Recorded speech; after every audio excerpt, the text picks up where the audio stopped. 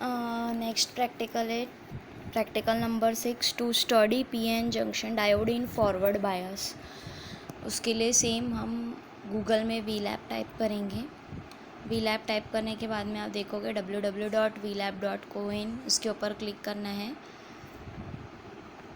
उसके बाद आपको कुछ ऐसा दिखेगा, नीचे स्क्रॉल करोगे तो बहुत सारी ब्रांच दिखेगी, उसमें इलेक्ट्रॉनिक्स एंड कम्युनिकेशन सिलेक्ट करना है। इलेक्ट्रॉनिक्स एंड कम्युनिकेशन सिलेक्ट करोगे तो अलग अलग लैब्स दिखेगी, उसके अंदर बेसिक इलेक्ट्रॉनिक्स लैब पे क्लिक करना है। उसके बाद में लिस्ट ऑफ एक्सपेरिमेंट्स पे क्लिक करना है। आपको लिस्ट दिखेगी, उसमें से एक्सपेरिमेंट नंबर 5 जो है उसके ऊपर क्लिक करना है, VI characteristic of a diode. आप क्लिक करोगे तो यहाँ पे आपको ऑब्जेक्टिव्स दिखेंगे, तो आपको एम लिखना है to study PN junction diode in forward bias. अब यहाँ पे थ्योरी में आप देखोगे तो थ्योरी में आपको दिखेगा structure of PN junction diode. PN junction diode कैसे बनता है ये बताया है कि पीएन जंक्शन डायोड जो है, जब हम एक एन टाइप और पी टाइप सेमीकंडक्टर मटेरियल लेते हैं तो दोनों को मिलाकर बनता है पीएन जंक्शन डायोड। उसके बाद में दो टर्मिनल्स होंगे, एक एन से कनेक्टेड होगा और एक पी से कनेक्टेड होगा। तो जो पी से कनेक्टेड होता है उसको हम एनोड बोलते हैं, और जो एन से कनेक्टेड होता है उसको हम कैथोड बोलते हैं। आप सिंबल देख सकते हो पीएन जंक्शन डायोड का। जो ट्रायंगल है वो हमारा एनोड होगा और जो स्ट्रेट लाइन है वो हमारा कैथोड होगा। उसके बाद में function of PN junction diode in forward बायस। तो फॉरवर्ड बायस के लिए सबसे पहले आप देखोगे कि जब भी हम फॉरवर्ड बायस में डायोड का यूज़ करते हैं तो जो हमारा एनोड है उसको हम बैटरी के पॉजिटिव से टर्मिनल से और कैथोड को बैटरी के नेगेटिव टर्मिनल से कनेक्ट करेंगे। तो हमको पता है, हम पी टाइप सेमीकंडक्टर और एन टाइप सेमीकंडक्टर पढ़ चुके हैं पहले ही बीई के अंदर। तो पी के अंदर मेजॉरिटी चार्ज जो है वो होल्स होते हैं और एन के अंदर मेजॉरिटी चार्ज जो है वो इलेक्ट्रॉन्स होते हैं। तो जब भी आप इस तरह से बैटरी कनेक्शन करोगे तो पी टाइप के जो होल्स है वो एन टाइप के इलेक्ट्रॉन्स की तरफ जाएंगे, और एन टाइप के होल्स जो हैं और एन टाइप के इलेक्ट्रॉन्स जो है वो पी टाइप के होल्स की तरफ अट्रैक्ट होंगे। तो इस तरह से वहाँ पर एक डिप्लीशन रीजन बनता है, जिसके कारण जंक्शन की विड्थ जो है वो कम होती है। तो जब भी हम पॉजिटिव पोटेंशियल हम अप्लाई करेंगे तो जो पी टाइप के मटेरियल्स जो हैं, पी पॉजिटिव जो है वो पी टाइप के मटेरियल्स के अंदर होल्स जो है वो जो है एक दूसरे को रिपेल करेंगे, और एन टाइप का पोटेंशियल जब हम अप्लाई करेंगे तो एन टाइप के अंदर जो इलेक्ट्रॉन्स जो है वो रिपेल करेंगे।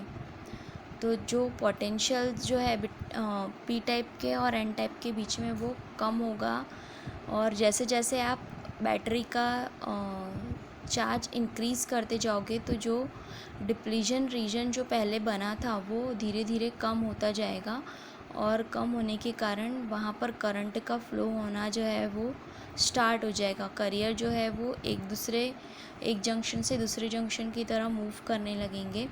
तो इलेक्ट्रॉन्स जो है वो क्रॉस करके पॉजिटिव टर्मिनल की तरफ जाएंगे, और होल्स जो है वो क्रॉस करके नेगेटिव टर्मिनल की तरफ जाएंगे। इस तरह से करंट का फ्लो जो है वो डायोड के अक्रॉस होगा। तो जब भी हम फॉरवर्ड बायस अप्लाई करते हैं तो करंट जो है वो फ्लो होने लगता है। ये है आपकी थ्योरी। उसके बाद में आता है प्रोसीजर पे आप क्लिक करोगे तो आपको यहाँ पे दिखेगा forward bias silicon diode. Germanium diode के लिए भी दिया है, लेकिन हमें सिर्फ सिलिकॉन डायोड के लिए करना है। यहाँ पे आप प्रोसीजर पढ़ोगे तो सेम जैसे हमने लास्ट 2-3 प्रैक्टिकल्स में किया है वैसे ही करेंगे। यहाँ पे डीसी वोल्टेज को आप 0.2 वोल्ट सेट करोगे। उसके बाद में डायोड सिलेक्ट करना है, रजिस्टर सेट करना है। उसके बाद में हम धीरे धीरे जो है वो डीसी वोल्टेज की रीडिंग को इंक्रीज़ करते जाएंगे और रीडिंग्स नोट करेंगे, और लास्ट में वी ग्राफ प्लॉट करेंगे। उसके बाद में आता है सिमुलेशन के अंदर आप क्लिक करोगे फॉरवर्ड बायस सिलिकॉन डायोड। अभी यहाँ पे आप देखोगे तो यहाँ पे सबसे पहले आपको पैनल्स दिखेंगे, कंट्रोल पैनल्स। तो यहाँ पे आपको डायोड सेलेक्ट करना है। तो आप जो है वो डायोड सेलेक्ट करोगे IN41N4007, ठीक है।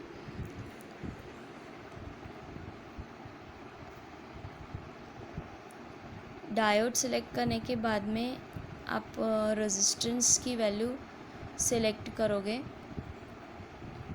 मिनिमम वैल्यू सेलेक्ट करने के बाद में डीसी वोल्टेज की वैल्यू जो है वो पहले जो है वो हमने 0.00 लिए, तो रीडिंग नोट करना है।